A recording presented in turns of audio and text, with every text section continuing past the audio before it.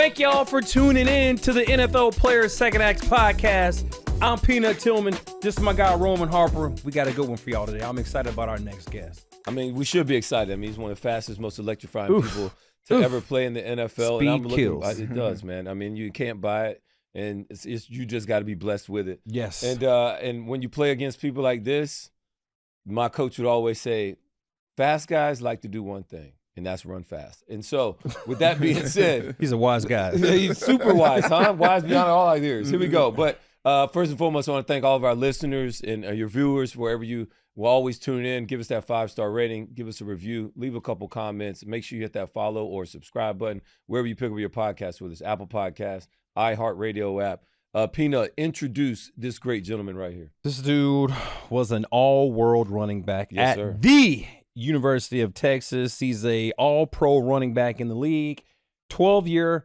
NFL vet.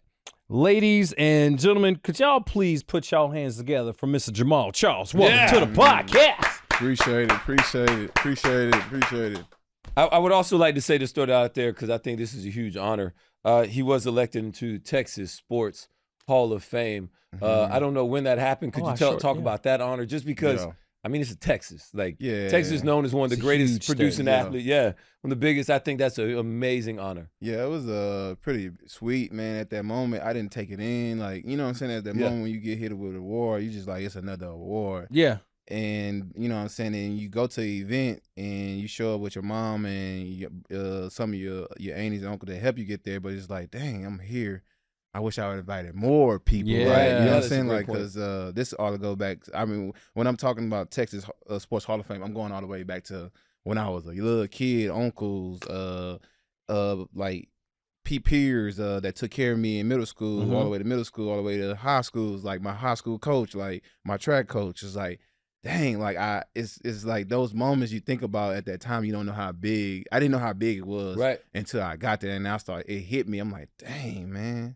The moments you don't really get back when I'm like, man, but I gave them same people that molded me who I was at that time. I gave them they roses that helped me out to get to that accomplishment being in the Texas Hall of Fame. And I'm like, man, you got some of the best people in the state of Texas come out here. You know how. And it got people better than me out there, you know what I'm saying? That could have been in the Hall of Fame, and then it's just how big Texas is. So that was a real soak-in moment for me. Yeah, it's a huge honor, man. I congrats. mean, how long ago was that? That was 2 weeks ago. Very recently. Okay, 2 weeks ago, and it's still settling. Yeah. So you see how fresh it's still on my mind. Like, man, I wish I would have. But I gave my cousin, she's a girl named Rashante. Like, I just remember me and her playing in the yard together. It's like, dang, she compete me, and she's a beast. She went to college at LSU to play basketball. She killing my butt on the court. You know what I'm saying? But it just these like that. Like, man, I'm gonna get you. You know what I'm saying? That mold me into. Dang, I want to be better than my cousin. So that's always been me. I'm always been striving for greatness. It's not one of them peers that I'm just want to be on the field. Yeah, I think it's always so cool when we always look back at who were those people that kind of because you never know when you're young, bro. You just playing. Yeah. And then you look back like, man, that's actually what made me who I am. And could you maybe talk about some other things, because you're from Port Arthur. I know Peanut's very excited about that. You know what I mean? I only know about it because of chopped and screwed music. Going to Alabama. Draped up, dripped out, know what I'm talking about. Yeah. 3 in the morning. So that's all I know. Yeah. But to be recognized as one of the greatest athletes to ever come from the great state of Texas, when you hear that and people mention your name, what does that do? I know it's still kind of soaking in, but what does that do? That make me, you know what I'm saying? That make me feel like, man, people are really aware of my abilities, that people are really like, damn, he's one of the best that, you know what I'm saying, with his abilities, what he can do with the ball or not with the ball, also on the track field too, you know what I'm saying? Because most of my accomplishments I did in Texas was track too. Yeah. It's just like, man, I'm up there with some of the best, you know what I'm saying, like Ricky, Emmitt Smith, you know what I'm saying, even though they in Texas, but they Dallas Cowboys, up there with some Everson Dixon, you know what I'm saying? Some of these people that, you know what I'm saying,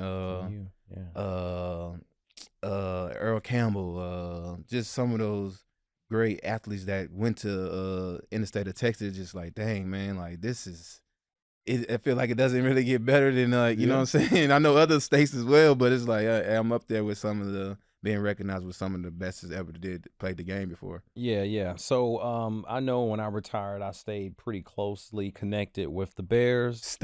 You are still pretty close.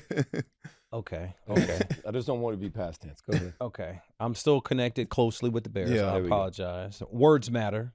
Rome, yourself, you're still closely connected to the Saints. Hall of Fame, shout out. Congrats to you. Thank you. Are you still pretty connected to the Chiefs? Because I know you are here at draft hosting the second and third pick. Third round pick. I'm connected, trying to build a strong bond with them. Yeah.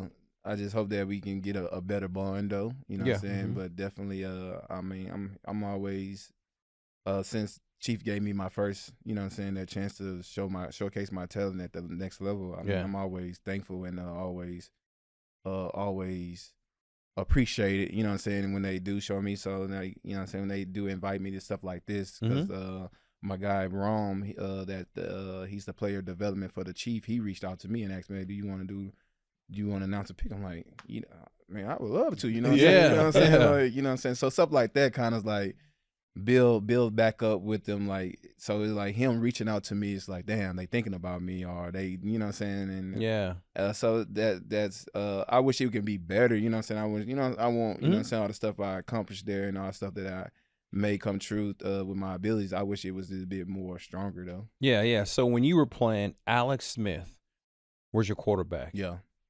How much would you kill for to play with Patrick Mahomes? Yeah, no hate on Alex Smith. No, I'm not saying politics. I'm not hating. Yeah. I say that like in a good way though. You know, the craziest thing that year that Pat came, I got released that year. So it's like, dang. So that year that they drafted Pat, I got released that year, and it would have been. I hear that question like, man, if Jamaal was on the Super Bowl run now, it'd be crazy. Yeah. And I mean, I don't know how it would look. It would look fantastic, but it also was like, dang, I'm still happy, just proud of the moments I have. But you know, I would love, because you know, at the end of the day, I played the game to win the championship. Yes. So I would have been love to play with that type of a level of skill, somebody that can help me win the championship. That's why I really, you know, I love football and I love running track, because it's an individual sport. If you don't win, it's on yourself. Yeah. If you didn't put the work in to get there to accomplish the win. So it's just like, dang, when it's a team, now it's like, damn, like what we all didn't do to get there to win. You know what I'm saying? So it's just that I wish it feel like it fall on me, because I could have did my part. Yeah. Well, you said two things that really resonate with me, because team sport versus individual sport. So I'm going through this phase right now, teaching my daughter, you know, the difference. Yeah. Like, all right, well, you guys are playing. She's playing a basketball. Yeah. You guys lost the game, not really because they're actually better than you, but they're a better team. Yeah. They pass the ball, they cut. Like, it's a team sport. Yeah. Now, if you don't do things individually, you need to play individual sport. Yeah, I agree. Then it's just about one-on-one. So that's important. But then the thing that you talked about earlier, about just how you were talking about the way, you know, you look back and like building back this relationship with the Chiefs. Yeah. And how emotional that can be when you feel like you give your all to a team, then all of a sudden they let you go. Yeah. And then they have success. How do you balance, like, man, the jealousy, the look back versus, because we all been released at some point. Yeah. And it's a team that we played with and drafted us. They feel like we love them. We give it all out there. And then after so many years, we're gone. Yeah. Like, how do we ever get over that? What is that? Like, how do we deal with that emotion? How do you deal with that emotion? Man, it's just it's also, you know, sad some days, you know what I'm saying, depressing, like, dang, they forgot about me. I just see, like, when certain organizations do more for they players than other organizations, you know what I'm saying, it just, that is kind of hurt that, you know what I'm saying. I wish that when the vets players leave, I wish that the teams that can do a way better a way helping the other veteran players out, you know what I'm saying, just not the people that put in the work, but also the people that didn't put in the work. So it's just that when I don't get that the support and love that I put towards the game and the team and the I want to be the first in, the first out.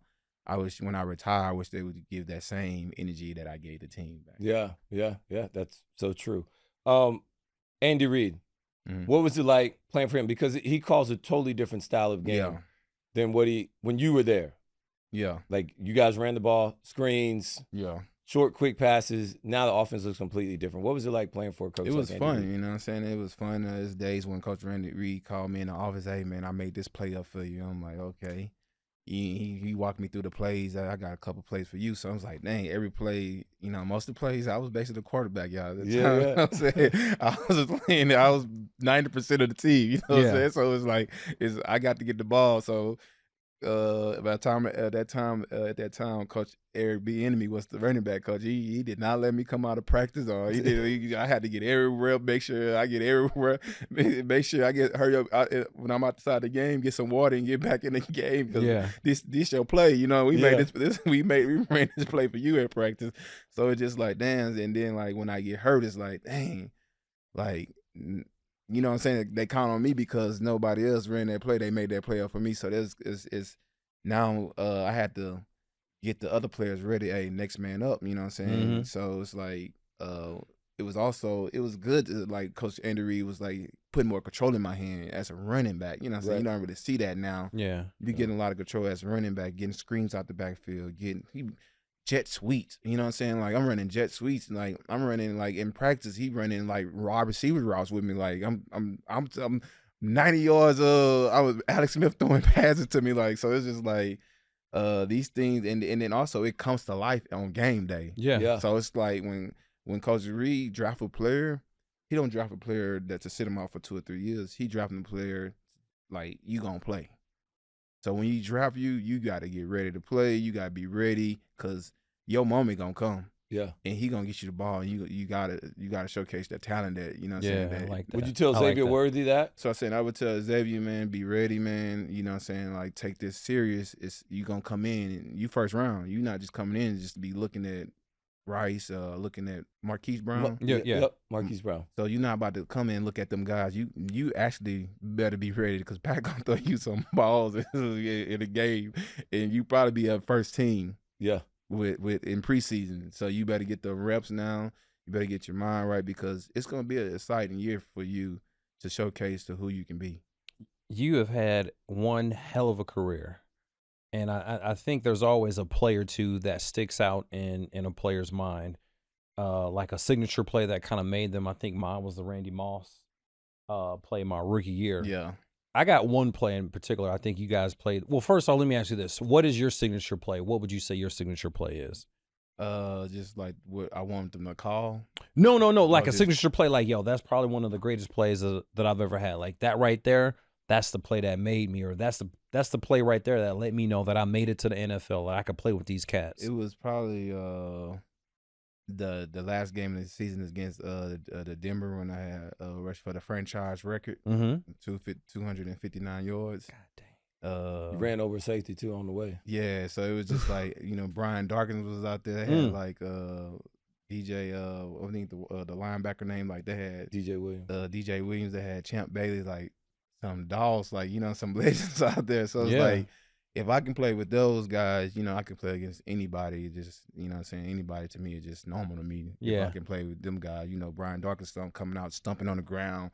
I'm like, oh, yeah, man. You know what I'm saying? It's crazy. Weapon X moment. Yeah, the X moment. And also at that time, when also playing against Ray Lewis, them boys too, they showed me that they respect, you know what I'm saying? And it was when Ray come out with doing the dance and all that, I was like, Coach looking at me like, get ready to play. I was like, man, I was a rookie at this time. I'm like, man, I want to see this. You know what I'm saying? You live for these things. You see these things on TV. You live for these moments.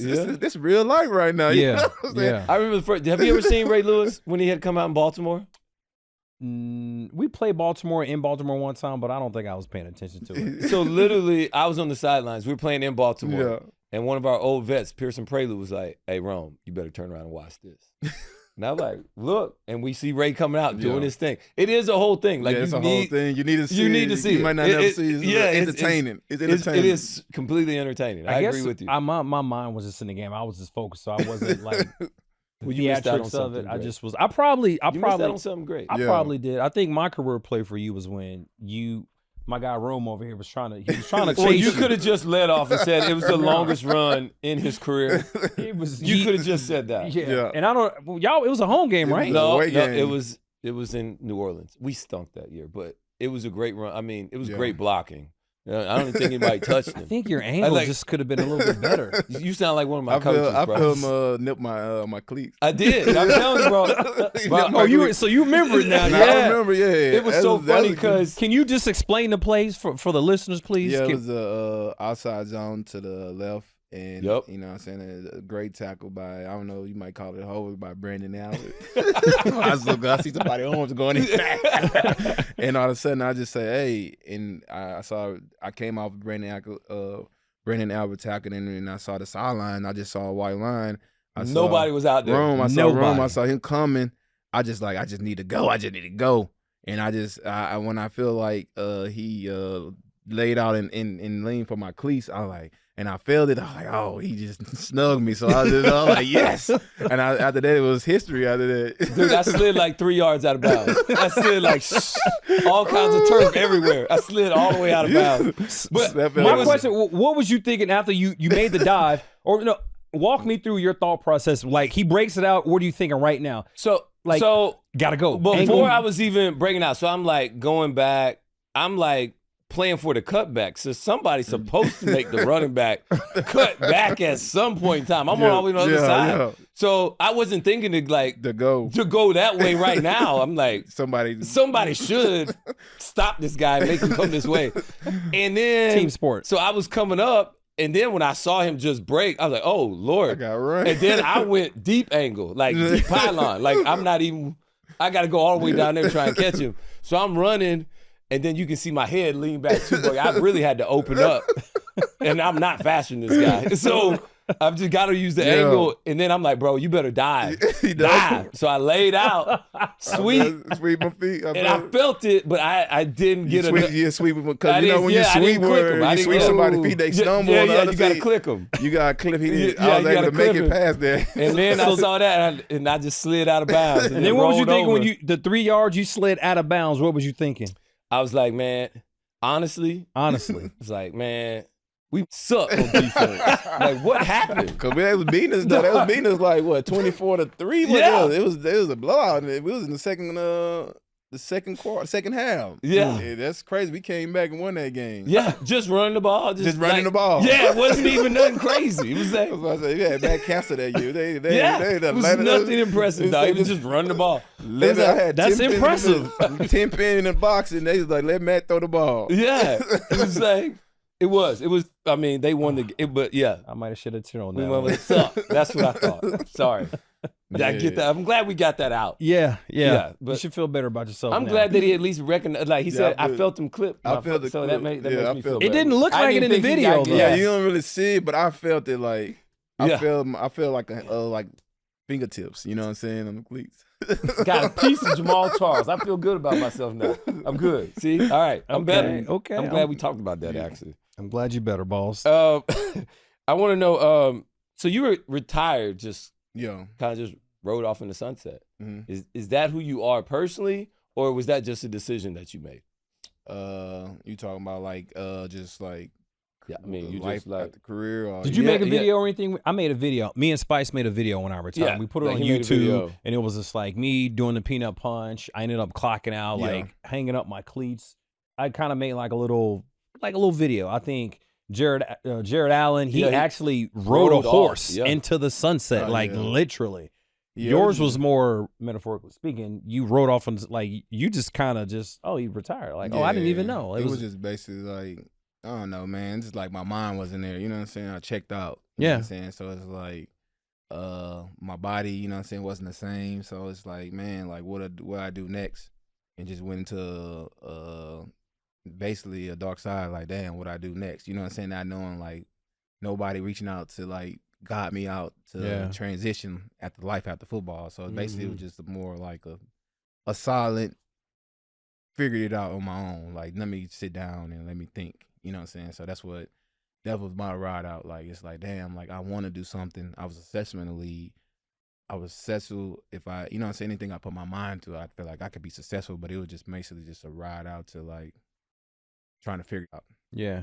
So where in this space, this dark space, you said, like when you left, how long did it take you to kind of figure out what you want to do? Like, what was that period like? We like to hear that side of everybody's story because that's the thing that nobody wants to talk about, or that not enough people get to actually ask the question to these athletes. Yeah, it's like I wrote out and people don't really know, like, you know what I'm saying? I went to try to work with people and invest with people, and I started it didn't go well, you know what I'm saying? I started to lose money in investment, you know what I'm saying? So I started to get really depressive, like suicidal and still in, you know what I'm saying? So I still continue to basically like still trying to find my way, you know what I'm saying, after going through that situation, the transition, you know what I'm saying? It's really hard, you know what I'm saying? And my situation was hard for me because I didn't know who to lean on, who to look up for, or where the help come from. Yeah. When you go to playing in a league and you looking at NFLPA and people coming to the meetings, I thought I wouldn't be one of them persons like, man, they ain't talking to me. You know what I'm saying? You know what I'm saying? I'm looking, it's just for y'all young cats. You know what I'm saying? It's not for me. Sure. You know what I'm saying? And that was a bad way of thinking at my time. And be that time, I wish I would have paid a little bit more attention, took advantage of the acceleration classes at the end of my career, going to schools and, you know what I'm saying, getting a degree and going to understanding that time. I feel like, you know what I'm saying, that could have helped me with more of a good transition. Yeah. So, you know, last year I was able to complete a class last year with pro football community, you know what I'm saying, that really kind of opened my eyes and helped me out, you know what I'm saying, walked me through real estate, walked me through entrepreneur, walked me through to angel investments, just teaching me the knowledge. Yeah. And that junk just like, man, and it was around other football players that it was like a brotherhood, a locker room again. And it brought me back to me, you know what I'm saying? Yeah. Like, you know what I'm saying? But at that time I did therapy, so it's nothing wrong. I did talk to therapists to talk about, you know, suicide thoughts, talk about, you know what I'm saying, talk about the hard times, you know what I'm saying? So at that time I still was going through therapy and I'm still is today, you know what I'm saying? Nice. But it was because it also was my body too, you know what I'm saying? Right. Like just bone on bone and bone on bone and shoulders, just that, you know, I need to continue to do rehab and continue to do these stuff that, you know, I tell people they think I just because I look good, I still have problems. I feel my body feel like I'm 70, you know what I'm saying? Yeah. So I might be here, but my mind, I'll be checked out, you know what I'm saying? So it's not like I might be here and might look like I'm happy, but at the same time, it's stuff that people go through, people don't understand I'm going through. So it's like, they don't understand. True. They just think that my appearance, but they don't know what's really behind my appearance. So it's stuff like that I'm still going through. But also like, I made a patent when I was in the NFL and of something, but I wanted to talk about it later because I'm trying to launch this year. Okay. And I don't want to give too much information out right now. So congrats on that. I appreciate that, and hopefully you know what I'm saying, we can come back and I'll tell y'all more about it. We would love that. Yeah, it's gonna blow up. We would love that. We'll put it in the air right now. Yeah. So it's like planting a seed right now, and you know, hopefully, and you know what I'm saying, like because I wanted to wait and tell people like my real story, what's going on, you know what I'm saying, about just like depression and shit, it's real, you know what I'm saying? If you need help, go get it, man. Like, you know, it's too many of us young, dying at a young age, you know what I'm saying? Don't give up on ourselves, don't give up on you. They got people that care about you, they got people that love you, and you know what I'm saying, don't let the enemy win. Yeah. Well, thank you for being vulnerable and sharing that with us. You know, that's really what this I think what Rome and I really figured out the more the more legends we talk to, the more we realize that the podcast is good at talking to the brotherhood, the fellow teammates, the fellow alum about our struggles, whether it be depression or just how we transitioned the body, the mind, just everything. Yeah. So one, thank you for sharing that, and two, I'm glad you received the help you needed, and you know what I'm saying, you got out of that dark place. Yeah. Vulnerability equals strength. Yeah. And so when we're able to be vulnerable with each other, because we all know what it's like. Yeah. And so when the thing I loved the most about the locker room is that I would be able to share some of my down times or things I hated. Yeah. And I wasn't the only one. And it was like, dude, but immediately you feel so much better. Because they get it. The person you're talking to gets it. Everyone in that locker room is. Someone said it the best today when we were at this the meeting with the commissioner in Troy. He was like, "It's the best unpolitically correct place to be is the locker room because you can talk about any and everything, politics, black, white, race, sex, marriage, religion. Is like you can talk about any and everything in these places without being judged, and we love it. And it's the one thing you miss the most when you're done playing. You miss the game, but 9 times out of 10. You miss the locker room. You just miss all the BS, the downtime. You miss your people. You miss the running back room. You miss the DB room. You miss the people coming in and out. You miss comedians, people acting like comedians. You just miss those little things. It is. And it's and you don't get that anywhere else. Yeah. And so I think, and another thing Peanut said the other day was like, we also get this this gratification or this words of affirmation. Yeah, the words of affirmation is like, hey, man, you did good on this play. Yeah, I know. You did good on, and like, oh, we scored a touchdown. People are like, you get this. And he's like, we don't really get that once we get out the locker room. Like, we don't know how to like, hey, man, that was great left turn you made driving the kids to school. Like, you don't get that. You don't get sometimes you don't get that from your spouse either. You know exactly. Like, you don't. You just like, because we've been getting it all our life. Yes. And that's what it is. You've been getting it for 15 years and then you retire and then all of a sudden, I don't think a lot of guys know they're probably most NFL players, and I'm going on a limb saying this, but probably more often than not, most NFL players, their love language is words of affirmation. From the time they were, 6, Pop Warner, from the time they're in their 30s, depending on their career in the NFL, they've always been told, like, good job. You did great. Awesome job. Great. Good. Just proud of you. I'm proud of you. Yeah. Great hit. Great catch.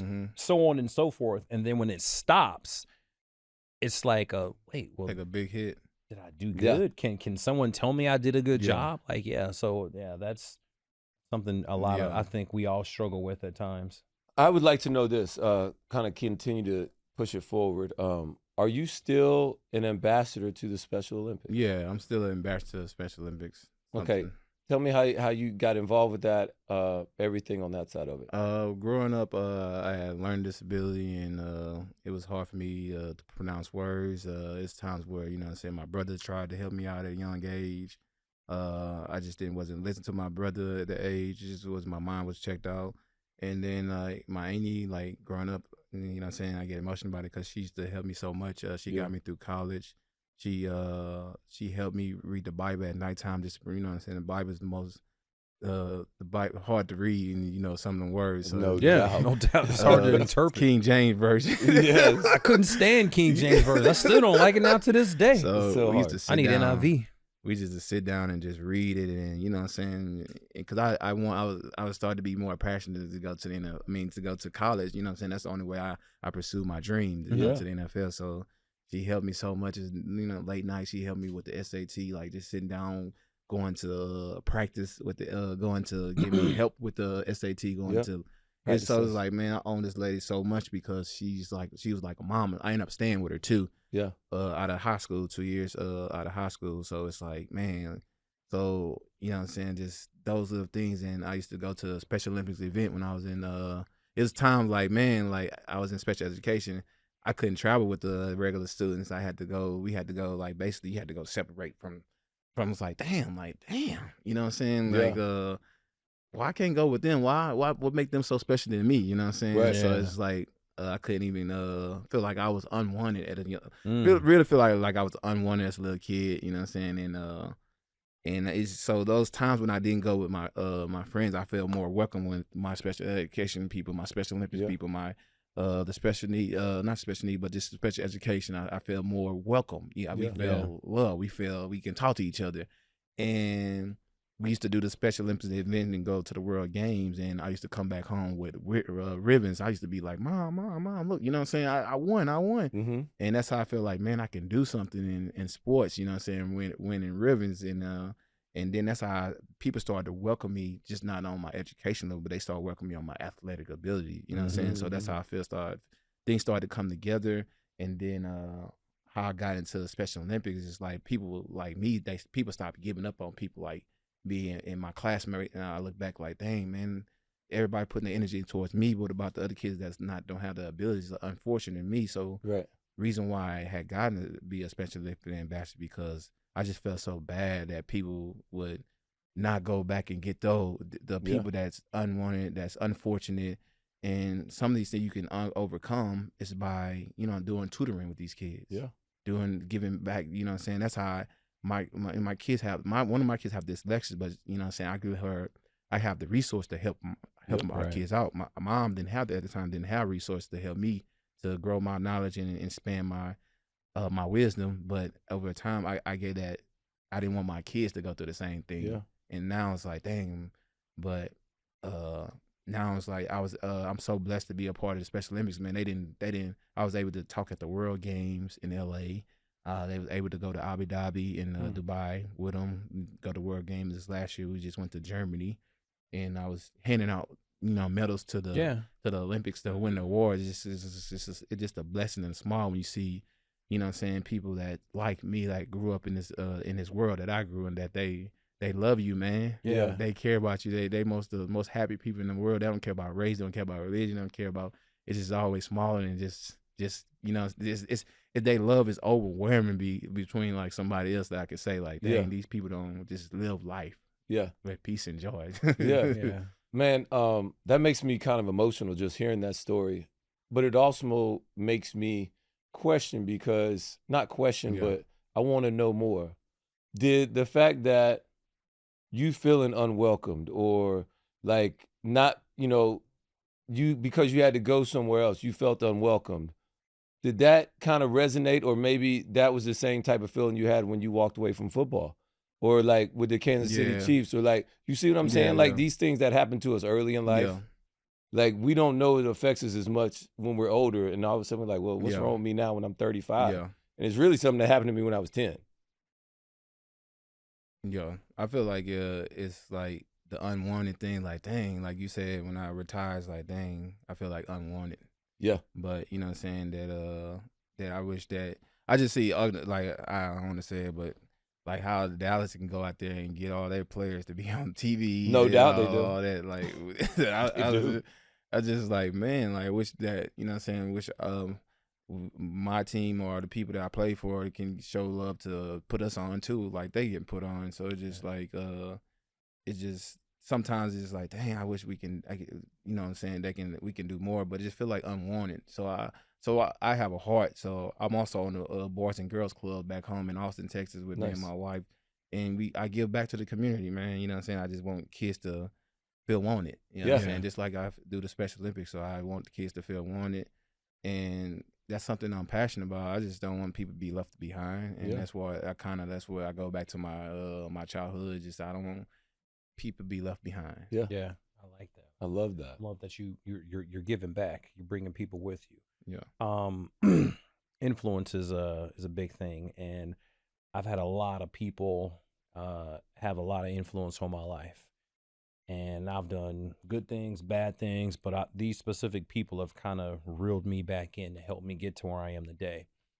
Mount Rushmore. Who would be the 4 people you put on your Mount Rushmore of influence? I definitely put my Auntie. Yeah. You know what I'm saying? Just like, man, I get so emotional about my Auntie, but she's like a second mom to me. She did so much for my life and my career. And definitely put Kurt Williams. He's a doctor that he's like one of my, I'm not his kid, but he called me, that's my son. Yeah. But, it's this time when I didn't have the money and I leaned it on him. He's like a father figure. He's like, he helped me buy my first car in college. He helped me, he used to send me money when I needed when I was in college, just like stuff I couldn't afford. Mom couldn't give it to me, so he helped me out. So he was like a father figure to me. He do everything, like just help me out. It's crazy. He have 4 boys, but he, you know what I'm saying, he still do for his kids, but he just wanted to see me make it. He'll call me his son, you know what I'm saying? And also had Coach Kenneth Lofton. His son playing in the NBA for the Utah Jazz. Big boy Kenneth Lofton Jr. But I was able to stay with him and his wife in the 8th grade and 9th grade. I was able to stay with him and his wife was teaching education, so she helped me with schoolwork when I was a young kid, just because I wanted to get smart. You know what I'm saying? I wanted to, you know what I'm saying? You want something, you go search for it, and I wanted to search for it. And also, I could say I had a great Mr. James Payne. He was James Payne is one of my advisors as well that helped me out in high school. He's a lawyer. You know what I'm saying? He's a lawyer. He helps go over my contract with certain people when I was going through the NFL with agency and looking for the right agency, looking for the right deals. He helped me so much in those in the law world that I know nothing about. So it's just those 4 people that plays a big part that made that I couldn't change those on my list, my Mount Rush list. You know what I'm saying? Those people just that's some people I go to hell and heaven for just because of what they done for me. Yeah, man, I like that. It's a good list, man. That's awesome. Jamaal, man, I appreciate you sharing with us today, man. Really just diving into some deep stuff too. Yeah. Things that I did not know. No. But I knew you outran me. But I'm glad. We can outrun him now though. He said bone on bone. Yeah, so I think I might be able to take I might you need now. a whole mile though. I might need a whole mile still. I seen you run a mile. You ain't I seen you run a mile. No. I can't do no mile. That's what I'm saying. I think I could just outlast it. Yeah, I got a wheelchair for that. Yeah. But man, you really delve into some stuff, man. I really appreciate you opening up with us, man. And this is what this podcast is about. Yeah. And this is going to be probably a highly viewed podcast because of the things that we talked about. Understand that you're not the only one. Yeah. That vulnerability equals strength, man. And I appreciate that because, you know, my son has struggled with some speaking things early. And like you said, when you're able to afford to help these kids, it's not like something's wrong. Yeah. They just need the chance or the opportunity. So I appreciate everything you're doing for your hometown back in Austin. That's not your hometown, but back in Austin, and really just understand and don't change. Yeah. And, you know, don't leave any kid behind. I think that's what makes you who you are, man. So I appreciate that. Appreciate that. For sure. Thank y'all for having me on the show. All right, man. Thank y'all for listening. Yeah, man. Share, like, subscribe, follow. Go. 5-star rating. Appreciate it. Let me get you out of here, the outro, the correct way. Wherever you listen to your podcast, whether it's iHeartRadio, Apple Podcasts app. Thank you so much as always, man. Like, subscribe, comment, leave a review, and do not forget to hit that follow button. Please tell a friend to tell a friend to tell a friend. Peanut, now you may do your proper outro. I'm Peanut. That's our guy, Jamaal. This is my guy, Rome. Thank y'all for listening. Tell everybody, tell a friend, tell a bunch of people. Like, share, subscribe, follow. This is the NFL Player Second Acts with an S podcast. Yeah. We out.